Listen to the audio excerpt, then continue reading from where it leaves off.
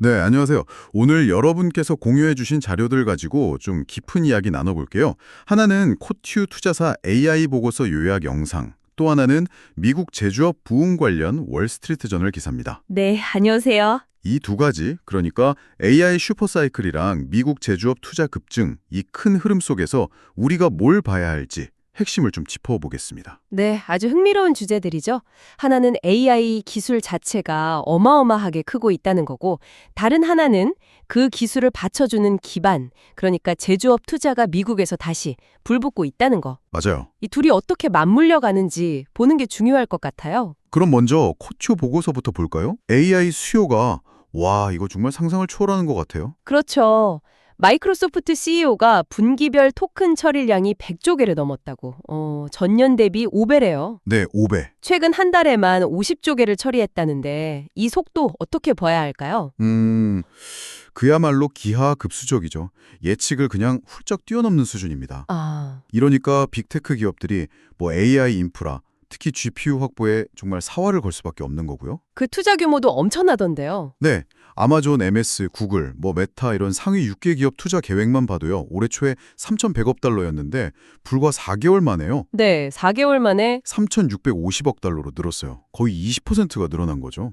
우리 돈으로 한 80조 원 가까이 더 늘린 겁니다. 와, 4개월 만에 20% 증가는 정말 네. 이 기업들한테 GPU는 이제 뭐랄까 사치품이 아니에요. 필수품이죠. 2년 안에 투자 회수도 가능하다고 보고요. 2년이면 회수가 되는군요. 네, 그리고 이게 없으면 그냥 경쟁에서 뒤처지는 거예요. 생존의 문제입니다. 생존이 걸린 문제다. 그런데 이렇게 빅테크들이 경쟁하는 와중에 새로운 AI 전문 기업들도 막 떠오르고 있다면서요? 맞습니다. 그 M7 같은 기존 강자들 말고도요. 파운데이션 모델 만드는 곳, 뭐 데이터 인프라 쪽 아니면 실제 응용 서비스, 로보틱스까지 아주 다양하게 나오고 있죠. 구체적인 예시 같은 게 있을까요? 예를 들면 리걸테크 분야의 합이라는 회사가 있어요. 합이요? 네, 헐비. 여기가 벌써 미국 대형 로펌 상당수가 쓰고 있을 정도로 법률 문서 분석 능력을 인정받고 있거든요. 연간 성장률이 240%래요. 와, 240%? 네, 의료 쪽에서는 오픈 에비던스 같은 전문 챗봇이 의사들 진료를 돕고요. 미국 내과 의사 30%가 쓴다니까 이것도 대단하죠. 30%래나요? 실제로 그럼 도움이 된다는 거네요. 그렇죠. 정확도도 높고요. 이런 서비스들이 실제 업무 효율을 엄청나게 높여주고 있는 거죠. 모바일 광고 효율 높이는 엠러빈이나 개발자들 도와주는 AI 코딩 도움이 커서 같은 사례도 인상 깊었어요. 네네. 엠러비는 인당 매출이 2배 늘었다고 하고. 네. 그리고 바이브 코딩이라는 말까지 나온다면서요? 맞아요. 커서 같은 경우는 기업 가치가 1년 만에 30조 원을 넘었다고 하니까 개발자 생산성이 정말 확 올라가는 거죠. 그리고 AI 전용 클라우드, 네오 클라우드 분야도 새로 뜨고 있다고요. 코어 위브 같은. 네, 맞습니다. 기존 클라우드랑 좀 다르게 AI 연산에 특화된 거죠. 코어이브가 대표적인데 엔비디아 칩을 우선적으로 확보하면서 빠르게 크고 있어요. IPO 후에 주가가 3배 뛰었으니까요. 그렇군요. 이런 별아들이 결국 경제 전반에 큰 영향을 미치겠네요. 그렇죠. 코트 보고서는 지식노동, 의료, 법률, 개발 같은 분야들. 이게 연간 인건비로 따지면 8천조 원 규모 시장이거든요. 8천조. 네, 여기에 AI가 영향을 미칠 거다 이렇게 보는 거죠. 당장은 아니더라도 한 5년 뒤에는 AI 쓰면 1인당 생산성이 2배까지 누를 수 있다.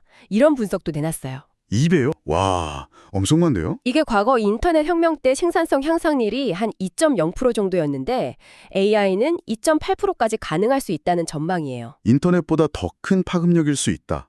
그럼 투자 관점에서는 어떻게 봐야 할까요? 결국에는 자본, 기술, 데이터 이걸 다 가진 빅테크 중심으로 흘러갈 가능성이 높다고 봅니다. 아, 역시 빅테크인가요? 네, 유망한 AI 스타트업들을 M&A 하면서 생태계를 장악해 나갈 가능성이 크다는 거죠. 실제로 위즈나 스케일 같은 회사들이 빅테크에 팔렸고요. 그렇군요. 안정적인 빅테크 중심 투자가 유효하다. 자, 그런데 이런 AI 혁신을 뒷받침하려면 결국 반도체나 데이터 센터 같은 인프라가 필수잖아요. 그렇죠.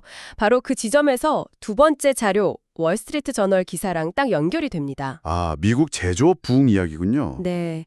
트럼프 행정부 때부터 강조했던 제조업 부흥 정책 있잖아요. 이게 지금 AI 같은 첨단 기술 분야랑 맞물려서 미국 내에서 대규모 설비 투자가 엄청나게 늘고 있다는 내용입니다. 네, 맞아요.